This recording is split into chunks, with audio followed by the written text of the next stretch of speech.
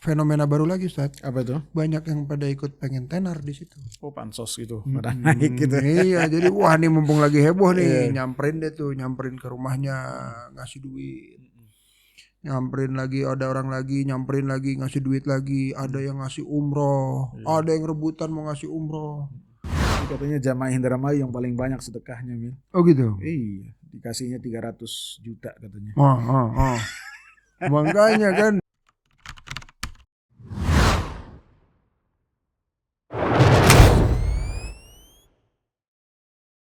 Alhamdulillahirrabbilalamin. Wassalatu wassalamu ala rasulillah. Bagi teman-teman yang memiliki waktu luang, alangkah baiknya waktu luang tersebut digunakan untuk hal yang bermanfaat.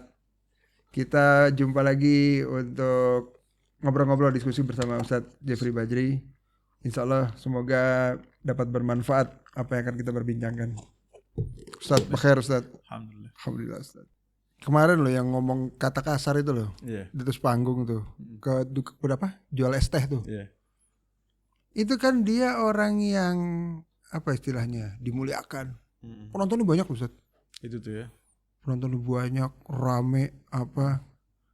Terus maksudnya orang-orang tuh mungkin mau apa namanya? Mungkin dia suka ngeborong pedagang gitu lagi jualan diborong terus bagi ke penonton. Borong bagi penonton gitu kali. Terus kemarin tuh pada nyaranin gitu, borong-borong. Taunya malah dikatain kan gitu.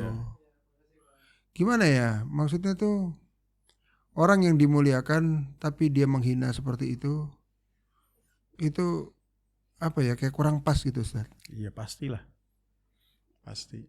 Kira-kira orang-orang yang seperti antum bilang kemarin, orang-orang yang sering berzikir itu mungkin gak Ustaz ngomong kayak begitu Ustaz? Enggak lah. Karena orang-orang yang senantiasa berzikir kepada Allah Subhanahu wa taala menunjukkan dalam hatinya pengagungan kepada Allah Subhanahu wa taala. Orang-orang yang dalam hatinya pengagungan kepada Allah Subhanahu wa taala, maka tidaklah berkata kecuali perkataannya yang baik. Sebagaimana teko yang berisi susu, ketika kita tuangkan di gelas maka yang keluar apa? Susu. Itu yang keluar kemarin bukan susu Ustaz. Iya. Allah Ustaz. Menunjukkan bahwasanya di dalam hatinya adalah sesuatu yang kotor dari bekas-bekas dosa kepada Allah Subhanahu wa taala. Sehingga disebutkan dalam hadis, apabila seorang melakukan kemaksiatan, nukitat fi qalbihi nuktatan sauda. Allah beri ke hatinya titik hitam. Makin dia melakukan dosa lagi, dikasih lagi titik hitam. Makin dia ini melakukan dosa lagi, titik hitam. Apabila dia bertaubat, hilang itu, kembali lagi putih. Tapi apabila dia berdosa lagi, maka titik-titik hitam ini menjadi semakin banyak sehingga hatinya menjadi hitam legam. Mati dong Ustaz hatinya. Kalau udah hitam legam, dia akan mengingkari sesuatu yang ma'ruf. Wah.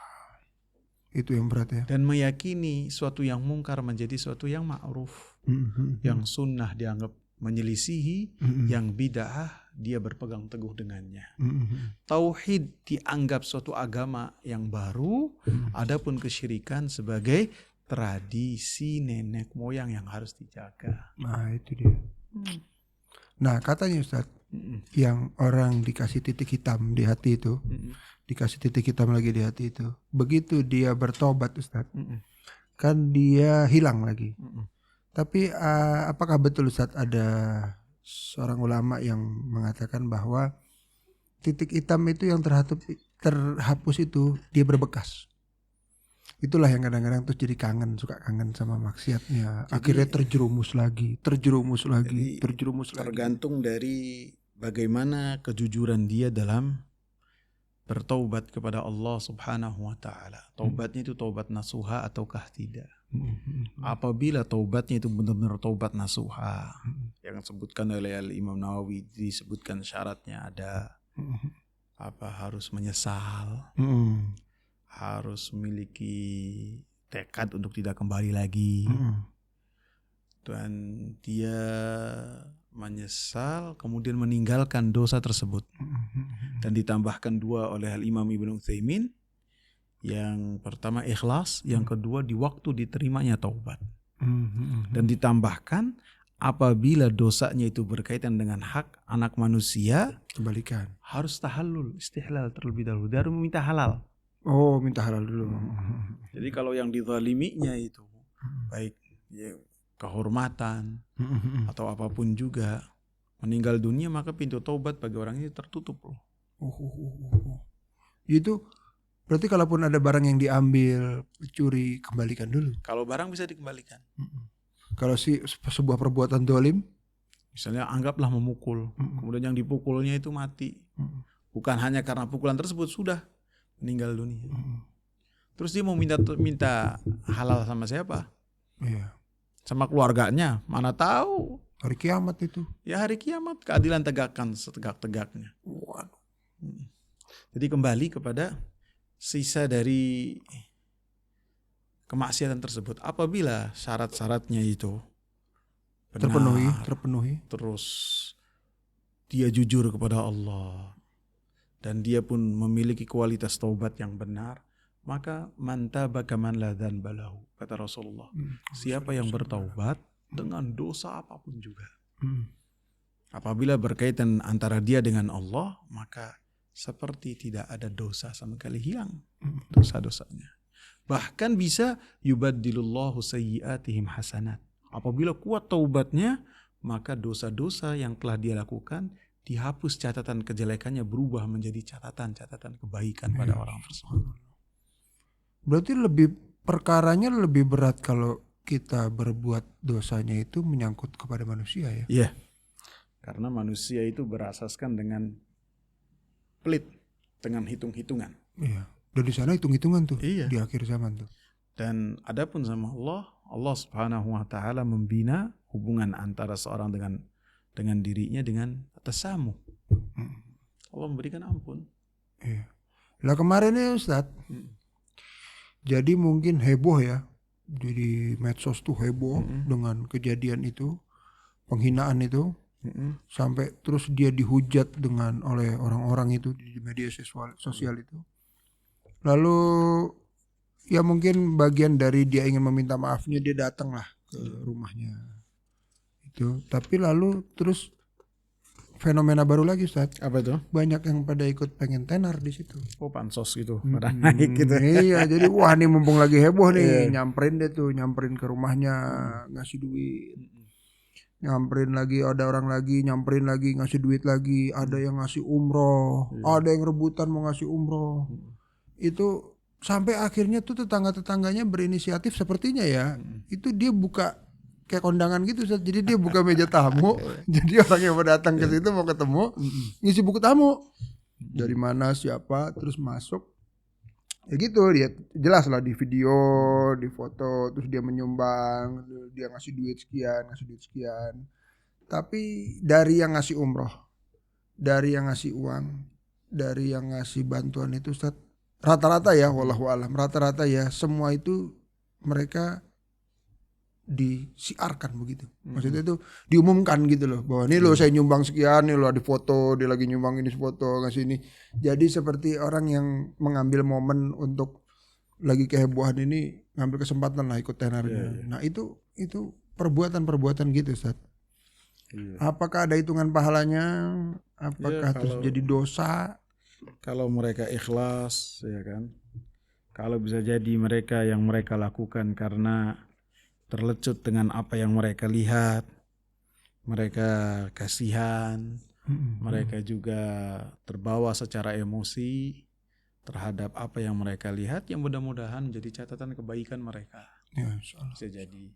Tapi apabila selain dari itu hanya ingin numpang tenar, hanya ingin pujian manusia, maka Allah Subhanahu wa taala menyatakan amalan-amalan demikian itu tidak akan diterima oleh Allah Subhanahu wa taala. Iya, bawa tim Ustaz, bawa tim video, bawa apa? Bener-bener yang aduh, kita ngeliat juga yang diumumin, dia sambil foto, dia umumin bahwa dia ngasih umroh, dia ngasih uang, dia ngasih apa, Allah musta'an. Jadi kalau misalnya maksudnya dia misalnya pengen apa ya, pengen menjadi contoh buat yang lain. Nggak ini juga sih, mau jadi contoh yang buat yang lain sih nggak gitu-gitu banget sih. Jadi apa ya? Tapi katanya jamaah Indramayu yang paling banyak sedekahnya, Mil. Oh gitu. Iya, dikasihnya 300 juta katanya. Oh. Makanya kan dia bagi-bagi, dia berkuar-berkuar ke sana kemari itu istilahnya, maksudnya ngomong sana ngomong sini lah, dia ngasih sekian. Allah musta'an. Makanya hal-hal seperti itu tuh. Nah, itu yang ikut pengen ikut tenar sekalian gitu-gitu. Itu sikap-sikap seperti itu Ustaz, dibenarkan gak sih? Maksudnya mengambil kesempatan dalam kesempitan dalam hal-hal tertentu gitu. Ya, seharusnya apabila mau bersedekah, mau membantu, maka upayakan ketika membantu itu menjadi rahasia antara dia dengan Allah Subhanahu wa taala saja. Karena di hari seseorang mendapatkan naungan yang tidak ada naungan kecuali dari naungannya Allah Subhanahu wa taala, orang yang mendapatkan naungan adalah ketika tangan kanan bersedekah, tangan kiri tidak mengetahuinya. Jadi itu yang paling afdal. Disebutkan orang-orang saleh terdahulu seperti Ali ibn al-Husain ibn Ali. Ini Ali ibn Husain ibn Ali ini yang biasa disebut dengan Ali Zainal Abidin. Oh gitu. Ali bin Husain bin Ali bin Abi Thalib. Jadi dia ini satu-satunya dari keturunannya Husain. Oh. Satu-satunya. Jadi ketika Husain di tragedi Karbala itu membawa semua anaknya, membawa semua keluarganya, istri-istrinya dibawa, maka dibantai. Oh subhanallah. Nah, yang sisa cuma satu, Ali ini. Jadi dia nggak ikut? Ikut, cuma lagi sakit keras, demam. Oh subhanallah. Demam tinggi sehingga dia ketinggalan di kemah. Dan pada saat itu panglimanya begitu melihat mau mengeksekusi, janganlah kasihan. Tinggal satu. Nah, sudah lagi sakit suruh.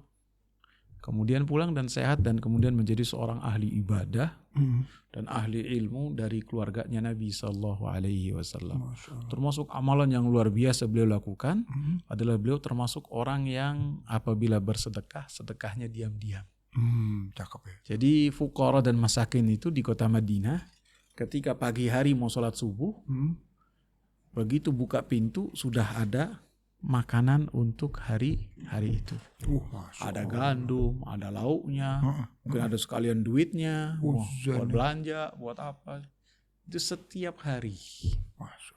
Sehingga ketika beliau meninggal, wafat, maka yang membasuh jenazah itu, yang mencucinya itu mendapati di pundak beliau itu ada bekas biru, menunjukkan bahwasanya beliau di malam diangkat hari diangkat sendiri, dibagi-bagi. Tidak ada yang tahu kecuali Allah. Dan biasanya amalan-amalan yang ikhlas, amalan-amalan yang ketika seorang melakukan hanya mengharapkan wajah Allah, ketika orang tersebut wafat, Allah tampakkan amalan-amalannya sehingga menjadi ibrah dan pelajaran buat manusia.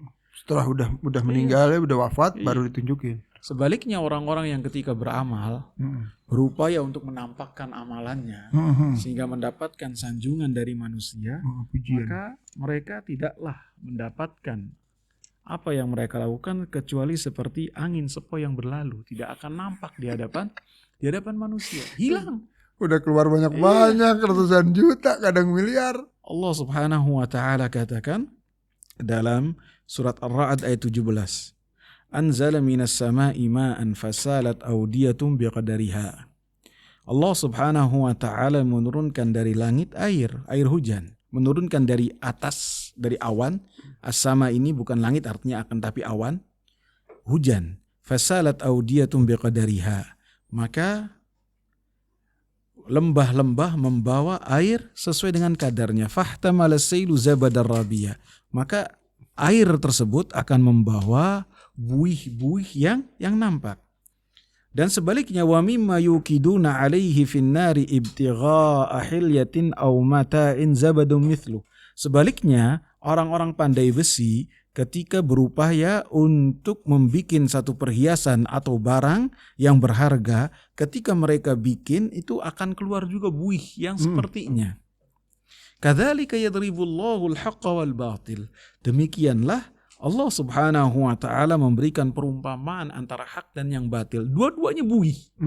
Satu buih dari air, satu lagi buih dari ketika pandai besi membikin perhiasan.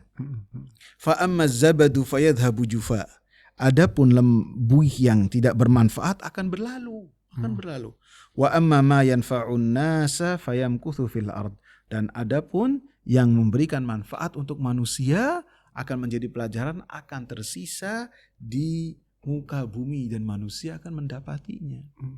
Walaupun tidak ada yang mengabarkan, tapi Allah Subhanahu wa taala jadikan manusia berbicara walaupun orangnya telah wafat. Dan banyak contoh, banyak pelajaran. Para ulama ketika mereka meninggal, setelah mereka meninggal, amalan-amalan rahasia yang mereka lakukan antara mereka dengan Allah, Allah tampakkan. Melalui orang-orang yang terdekat, melalui saksi-saksi pelaku sejarah. Mereka menceritakan apa yang mereka dapat dari orang-orang soleh tersebut. Iya, luar biasa ya. Kalau dengar dan baca buku yang tentang Syekh bin Bas itu, Ustaz. Orang di ujung Afrika, Ustaz. Di desa terpencil. Itu ada Syekh datang ke sana, dia nanya, Syekh bin Bas kabarnya gimana? Ya Allah, dalam desa nih, dalam ujung nih. Dia bilang ini dia bisa tahu Syekh bin Bas di situ. Jadi ternyata katanya dulu dia pernah ngirim surat, Ustaz, ke Syekh bin Bas minta duit. Nyoba-nyoba aja gitu karena memang dia susah ya, susah. Dikirim, Ustaz. Padahal nggak kenal, padahal nggak apa gitu. Karena mungkin banyak dulu yang nanya, kenapa kok yang tidak kenal yang ini? Ya kalau dia sampai seperti itu berarti memang dia butuh. Dan biasanya para ulama dikasih oleh Allah firasat. Oh, itu. Dengannya mereka sedikit bisa membedakan mana yang benar-benar butuh dan berhajat, mana yang hanya bikinan sebelaka. Karena banyak orang yang minta-minta kepada Syekh bin Bas dikasih dengan nilai yang sedikit. Tapi setelah ditelusuri mereka itu adalah mereka adalah cari-cari aja, pengumpul donasi untuk hajat dan hidup mereka. Masya Allah. Itu ada Ustaz yang cerita menarik juga tuh. Jadi seseorang minta kepada Syekh bin Bas dibikinin cek lah istilahnya ya. Itu pas mau cairin di bank, 0 ditambahin 1 sama dia.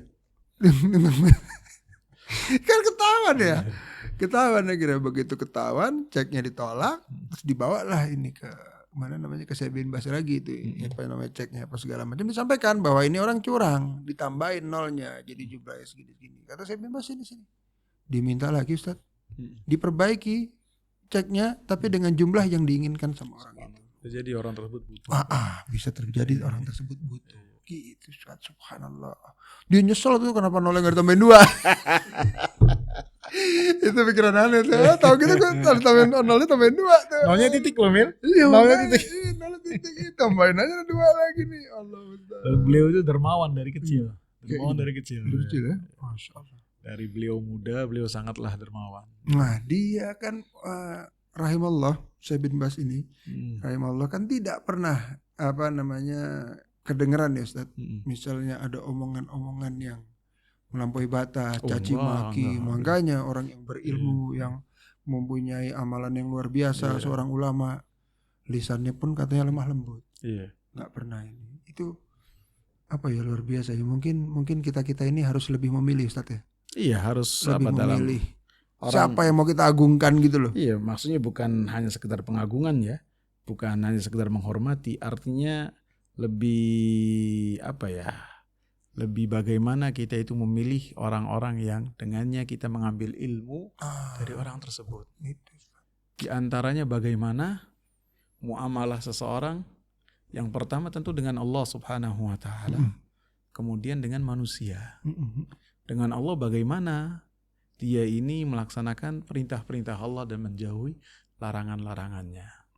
Adapun ketika sebagian orang memerintahkan orang lain untuk berbuat kebaikan, kemudian dianya tidak melakukan hal tersebut, maka ini dia terkena penyakit yang mengena terhadap orang-orang Yahudi.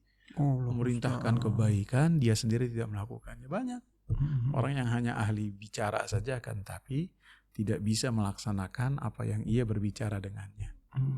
Ataupun ketika berbicara hanya mengolah kata, tidak membahas Al-Quran dan Sunnah Nabi SAW sesuai dengan pemahaman para salaful ummah. Ahli pidato dong.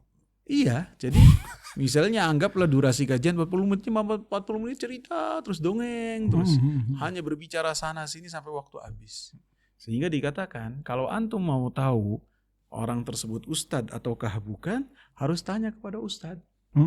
La ya'riful fadla illa dzul fadl. Tidaklah mengetahui keutamaan kecuali orang yang memiliki keutamaan tersebut. Iya. Sebagaimana ketika kita ingin berobat ke dokter, maka tidaklah kita mengetahui dokter tersebut ahli ataukah tidak, kecuali dari dokter yang sepadan. Iya. Ini dokter fulan, ahli penyakit ini antum datang ke sana. Tapi yang komentarnya bukan orang yang di pinggir jalan. Iya. Bukan, tapi siapa? Dokter juga. Dokter juga. Dan bidang-bidang yang lainnya juga seperti bengkel apa. Orang yang ahlinya tersebutlah yang menilai. Dan itu adalah permasalahan-permasalahan dunia. Bagaimana tentang permasalahan-permasalahan akhirat. Iya. Gitu. Yang mengetahui adalah orang yang di bidangnya sama. Iya. Benar. Gitu. Masya Allah. Iya, makanya ulama pun seperti Sekarang orang mau mengetahui ustadz ataukah bukan, dari mana? Dari follower. itu. Dari potongan kajian. Bukan. Akan tapi dari mana? Dari rekomendasi ustadz yang kita yakini akidahnya dan manhajnya. Iya. Gitu. Tuh salah-salah pilih kajian, akhirnya kedapetan kajian yang ngajak nyanyi bareng. Iya. Lalu ada kajian juga yang kajian di bagian ahwatnya, ternyata di tempat ahwatnya ada ikhwan. Tapi ikhwannya pakai cadar. Nasallahu. Iya, jadi tidak harus rame kajian itu. Tidak harus tertenar. Iya. Makanya Iya betul tenar sih. Patokan kebenaran itu bukan pengikutnya banyak. Bukan. Nabi kan mengatakan wara'aitun nabiyya wa ma'ahu rahat. Saya melihat ada seorang nabi yang dia datang pada hari kiamat, jumlah pengikutnya berapa? 3 sampai 9 sampai 10. Wan nabiyya wa ma'ahu rajulan, dan saya melihat ada seorang nabi yang pengikutnya hanya 2 saja. Nabi. Nabi. Iya, Wan nabiyya Allah jaga. wa ma'ahu rajul, dan saya melihat seorang nabi yang pengikutnya cuma 1 saja. Wan nabiyya wa laysa ma'ahu ahad. Dan ada nabi yang datang pada hari kiamat tidak ada pengikut sama sekali. Artinya tenar, kemudian pengikut yang banyak, lebih-lebihannya hiruk pikuk saja, tempat selfie, tempat foto bareng, tidak ada haibah ilmu, kewibawaan ilmu, tidak dijaga, tidak dihormati, maka itu tidaklah kita duduk di majelis tersebut. Iya. Iya, nanti kajiannya itu bisa dibilang setelahnya ada perjodohan. Nah itu yang ditunggu-tunggu Ustaz. Perjodohan nih. Jadi nanti yang fitnahnya lagi, ahwatnya disuruh maju ke depan. Gitu loh, ditunjukkan kepada ini masih ini disebutin dia siapa, lalu apa umurnya berapa, tingginya berapa ini. Tapi dipajang tuh ahwatnya di depan, Allah musta'an. Jadi akhirnya jadi fitnah begitu. Iya. Dan karena ustadz yang nyuruh di situ, yang mereka bilang ustadz padahal sebenarnya bukan ustadz, itu orang nggak apa-apa, ini berarti halal nih, begini nih, begitu. Jadi fitnah tuh. Jadi kita harus benar-benar milih ya Ustadz ya. Harus ya. Milih kajian yang ini siapa, referensinya gimana, dia dasarnya apa ya Ustadz ya. Masya Allah, Masya Allah. Ya itulah kadang-kadang kalau orang salah duduk sebuah majelis yang dapat bukannya ilmu, dosa mungkin dapat. Betul, dapat dosa. Iya. Allah musta'an. Allah musta'an. Kopi Ustaz. Mana kopi? Itu dari tadi antum nungguin kopi tuh. Kali aja keluar. Yang dia bahas itu sesuatu yang viral. Sesuatu yang viral. Politik itu jamaah udah bosen. Lihat TikTok isinya itu, lihat IG isinya itu, lihat YouTube isinya itu. Kok khotibnya bahas itu juga? Iya. Bosen. Cari yang lain. Pelajaran dari kekalahan Indonesia dari Malaysia dalam sepak bola. Allah musta'an. Itu aduh. Ada sampai bengong denger ya. Dia demen bola, mungkin tadi malam habis nonton bola, ini bawain itu kan. Murojaahnya